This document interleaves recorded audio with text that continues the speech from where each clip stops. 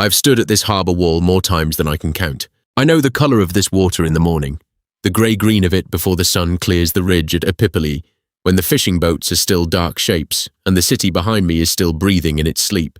I know the smell of it, salt and cedar and the faint rot of old rope. I know the sound of the water against the stone, the small sound, the patient sound, the sound of something that has no reason to hurry. I stood here the morning I gave my speech to the assembly. I told them Athens was coming. I told them I had heard it from men whose names I trusted, from traders who had passed through Rhegion, from a Corinthian captain who had spoken to someone who had spoken to someone close to the Athenian bull. The information was not rumour. It was a chain. It was the kind of chain that holds weight if you examine each link, and I had examined each link, and I was certain. They listened. Then they laughed. Not all of them, not even most of them, but enough. The man beside me on the speaker's platform, Athenagoras, his name was Athenagoras, remember that name, stood up after I finished and told the assembly that men who claimed to see enemies where there were none were either cowards or liars, and that the Athenians had their own problems to manage and no reason to sail 200 ships across open water to meddle in Sicilian affairs. The assembly believed him more than they believed me. I walked home through streets that smelled of bread and oil and wood smoke, and I thought about what it means to know something that other men have decided not to know. That was the spring. By summer, the fleet was in the water. 134 triremes, plus the transports. The supply ships, 45,000 men, some accounts said, though I thought the real number was closer to 30,000, and 30,000 was enough.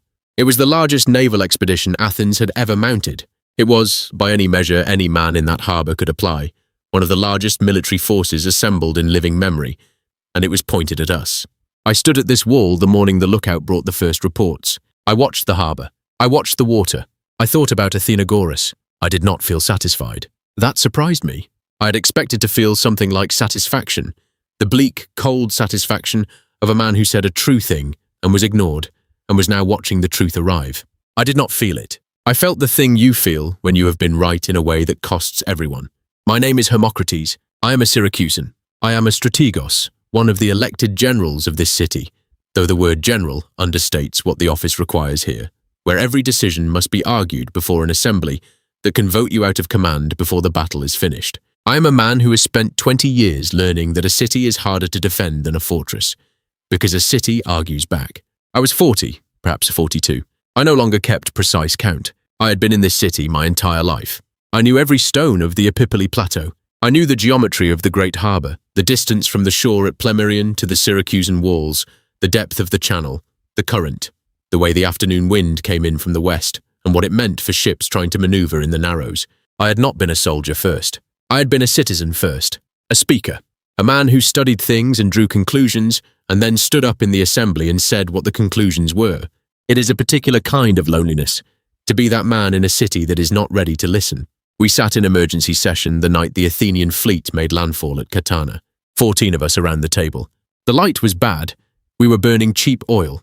Someone had made an error with the supply procurement, and the lamps guttered and threw shadows that moved at the wrong moments. I remember thinking that a man who is about to say something important should not have to compete with bad light. I laid out what I knew. The Athenians under Nicias, Alcibiades, and Lamachus had 3 commanders who did not agree with each other. This was their weakness. Nicias was cautious to the point of paralysis. Alcibiades was brilliant and politically compromised. Even as we spoke, Athens was debating whether to recall him on charges of sacrilege. Lamachus was aggressive, but numerically realistic. 3 men, 3 different wars they wanted to fight. That disagreement would cost them time, and time was the only resource we had more of than they did. The harbour was the key. It was always the harbour. Syracuse was not a city that could be taken by land alone. The walls were substantial. The hinterland gave us supply lines, and an army without a fleet to resupply it would exhaust itself against our gates before we exhausted our grain. But if they controlled the harbour, if they could land and disembark freely, if they could build a circumvallation and cut us off from the sea, then the city became a trap. We had to deny them the harbour. I proposed building a counterwall. I proposed sending immediately to Corinth and Sparta for allied support.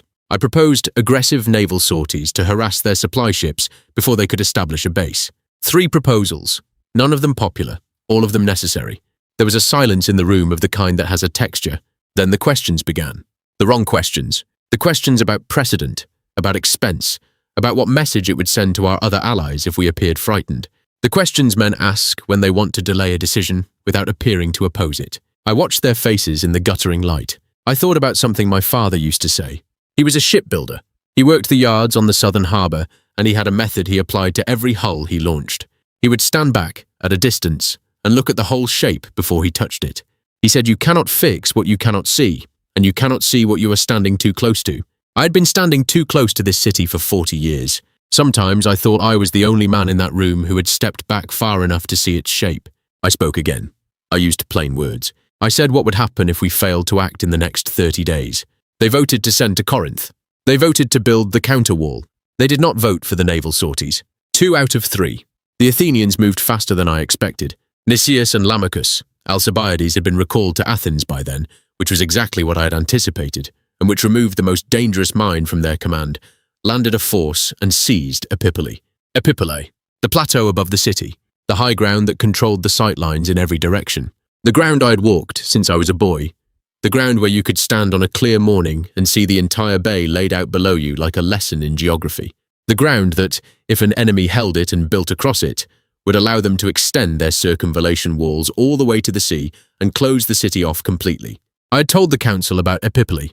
I had drawn it for them on a tablet with a stylus. I had explained the geometry of it, the distance, the gradient, the critical points where a wall built across the plateau would intersect with the existing terrain. I had been very specific. They had listened. They had voted to post a garrison. The garrison was insufficient. I do not say this to assign blame. Insufficient forces were a consequence of insufficient agreement, and insufficient agreement was a consequence of a city that had not yet fully decided whether it was at war. By the time a city fully decides it is at war, the enemy has usually already made several important decisions for it.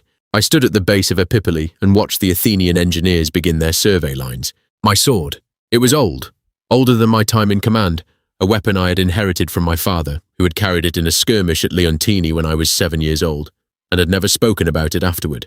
The grip was wrapped in dark leather that had been re-wrapped twice, and the blade was slightly shorter than standard because the original tip had been broken off in some action I would never know the details of. It was not a beautiful weapon. It was a tool. I carried it because it was his, and because carrying something that has belonged to someone who is gone is a way of keeping the thread uncut. I stood at the base of Epipolae with my father's sword at my hip. I thought about threads. Then I stopped thinking about threads and went back to the business of saving the city. There is a mathematics to naval battle that is different from the mathematics of land battle. On land, the equation is relatively simple. You count men, you count ground, you count the physical obstacles between your men and their men, and you calculate what pressure it takes to move one formation through another. The calculation is brutal, but it is legible. At sea, the calculation includes things that cannot be counted. The current at a specific hour, the wind direction and its tendency to shift in the late afternoon, the way a crew that has been rowing for 4 hours begins to lose synchronization in their stroke. Not enough to stop them, but enough to cost them 2 lengths on a sprint. The psychology of a helmsman who has been in tight water before, and the different psychology of one who has not. I knew our harbour. I had made it my business, in the months since the Athenians arrived, to know our harbour the way my father knew the hull of a ship. I walked the walls. I measured distances with rope and counted steps. I spoke to every man who worked the water, the fishermen, the ferry operators, the men who hauled cargo between the inner and outer harbours. I asked them about the bottom, the currents, where a submerged hazard lay, where the channel deepened and where it ran shallow. Knowledge is preparation. Preparation is the only honest form of hope. The sea battle in this great harbour came in 2 stages, and I commanded through both of them. In the first stage, we were pushed back. The Athenian crews were experienced. These were men who had been rowing Attic triremes since they were boys, who understood water the way our own soldiers understood the ground at Epipolae. They hit our line hard at the first engagement, and we lost ships. Not catastrophically, but enough. That the men around me, on the command platform at the harbour wall, went quiet in the particular way men go quiet when they are revising their expectations downward. I said nothing. There was nothing to say. There is a kind of speech that is useful before a battle, and a different kind that is useful during one. And neither of those kinds belongs in the gap between an early loss and the next engagement. I counted the ships. I counted the distance to the Athenian line. I counted the time until the afternoon wind would shift. In the second stage, we had blocked the harbour mouth with a line of merchant vessels and small craft, lashed together bow to stern, creating a barrier across the water that the Athenian fleet could not easily pass. It was not an elegant solution. It was a carpenter's solution, a practical man's solution. the solution of a man who looks at the materials available and does not wait for better materials. They tried to break through. We held. I will not describe the hours between the first signal and the final withdrawal of the Athenian fleet in terms that make it sound like a clean operation. It was not. Men drowned in the harbour I had spent months learning. Syracusan ships burned alongside Athenian ones.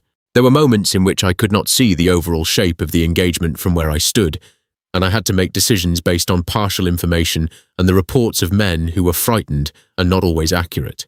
I made some decisions I would not have made with more time. I made others that I am still not certain were correct.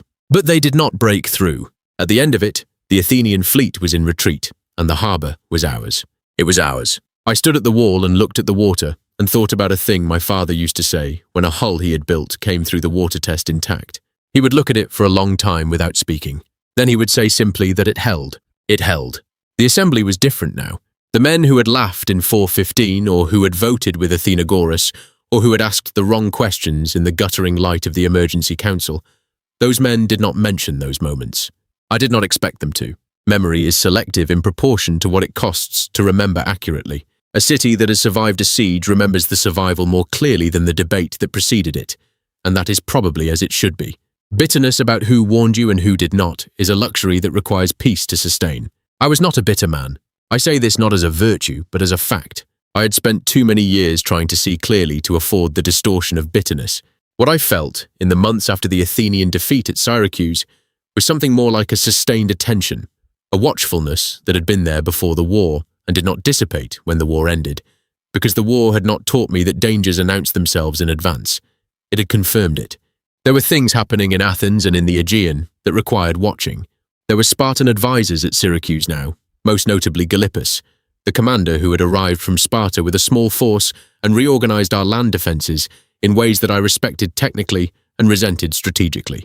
He had done what I had been asking the council to do for a year. He had done it in 6 months. The credit for the land victory went substantially to him, which was accurate and also incomplete. But accuracy and completeness are rarely the same thing in the way cities remember their own defence. I gave speeches to the assembly about what came next. I was still a strategos. I was still listened to. My standing in the city after the harbour battle was, by any external measure, the highest it had ever been. I had the particular authority that comes to a man who was right about something large and consequential, which is a different authority from the authority that comes to a man who was simply powerful. I tried to use it carefully. I argued for a generous peace with the Athenian prisoners. I argued against atrocity. I argued that how Syracuse behaved toward the men in the stone quarries at the Latomiae would determine what kind of city we were, and that what kind of city we were was not a philosophical question. It was a practical one, because the other Greek cities were watching, and how they answered that question would shape our alliances for the next generation. The prisoners in the Latomiae were dying of exposure and starvation and disease. Some of them would be sold into slavery. The record does not say what Hermocrates argued at this exact moment. The record leaves this gap. I fill it with what I know of myself. I was not always listened to, but I was heard more often than before. I thought, in those months, that perhaps the experience of the war had shifted something in the city's relationship to argument.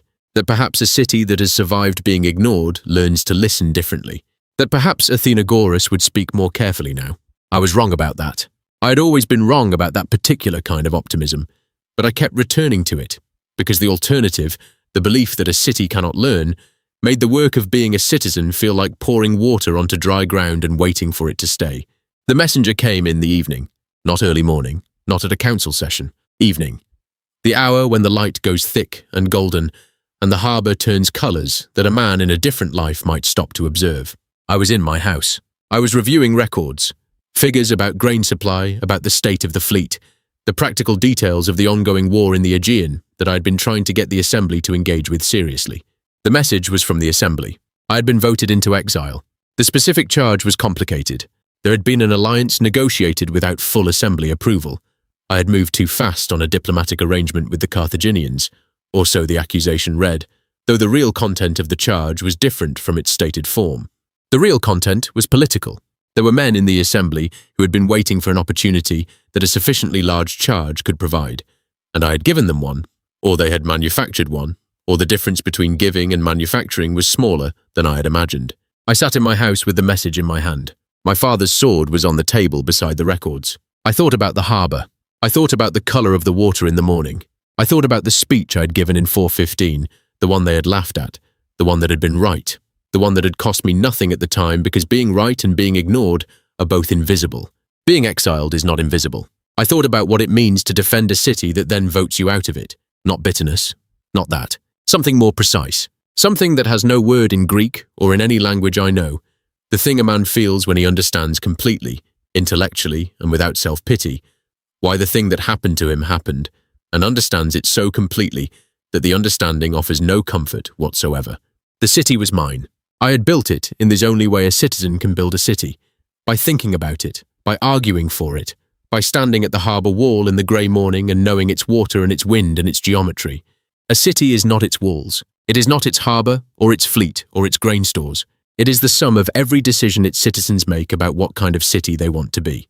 I had been part of those decisions for 20 years. I would not be part of them now. I picked up my father's sword, the leather grip, the broken tip, the weight of it, the particular weight of a thing that has been held by hands you loved. I put it down. I gathered what I needed. I did not take much. I walked out of my house in the evening light, through streets that smelled of bread and oil and wood smoke, the same streets I had walked after the assembly in 415, the same streets I had walked all my life, streets that were mine in every way except the one that mattered now. The harbour was visible at the end of the road. The water was the colour it turns in the evening, dark and deep and patient. I did not stop to look at it. I walked.